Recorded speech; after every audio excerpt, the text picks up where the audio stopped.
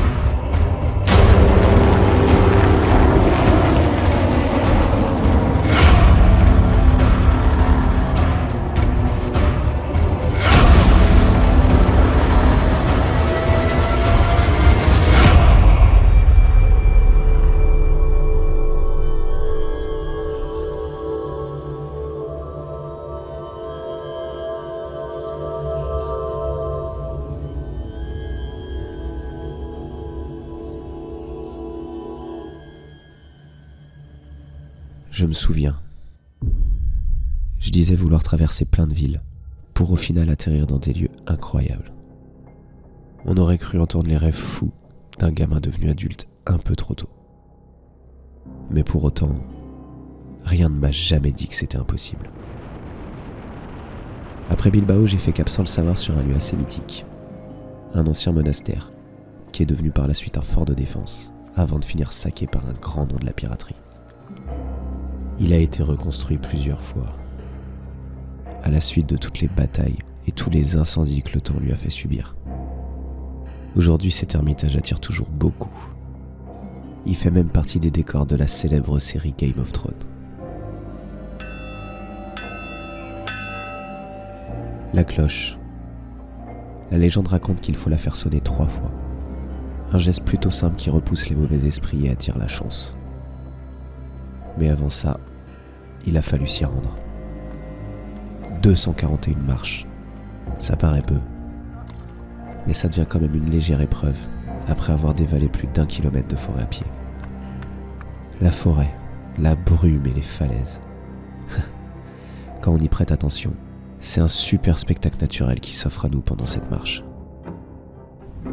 On se rend mieux compte de la beauté de la côte basque quand on arrive au sommet de l'îlot. D'un côté l'océan qui nous tend les bras, et de l'autre les falaises, qui nous repoussent comme pour nous inciter à prendre le large. Le spectacle nous ferait presque oublier que le même effort qu'à l'aller nous attend pour le retour. Même si dans le fond, on préférait embarquer sur un navire et aller côtoyer l'horizon. Après ça, il me restait encore un peu de route. Et j'étais loin de m'imaginer que rien n'allait se passer comme prévu. Mais en attendant, je suis passé de falaise de pierre à dune de sable, et c'était génial.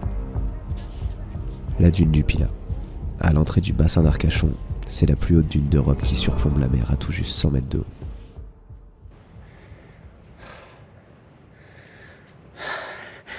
J'ai un petit peu cardio, hein. En fait, on fait que des trucs à la con, des trucs où il n'y a pas beaucoup de distance. Mais hier, c'était les marches. 1 kilomètre et quelques de marche. Et là, c'est pareil, ça doit être 1 kilomètre et quelques de sable. Je crois que je préférais les marches. Le sable. D'un côté, on voit la mer, et de l'autre, la grande forêt dunaire. Au pied de ce monument naturel, il y a une plage. Pour y descendre, il y avait des marches, sous les pins face à la mer. Le fracas des vagues qui étaient là comme pour nous saluer le fond. Il n'y a pas à dire, c'était vraiment un super endroit. on en vient à la fameuse nouvelle qui a tout changé. J'étais dans ce petit village au pied de la dune quand je l'ai apprise. Dire qu'il a suffi d'un détail aussi subtil qu'un message laissé pour que tout parte en vrille.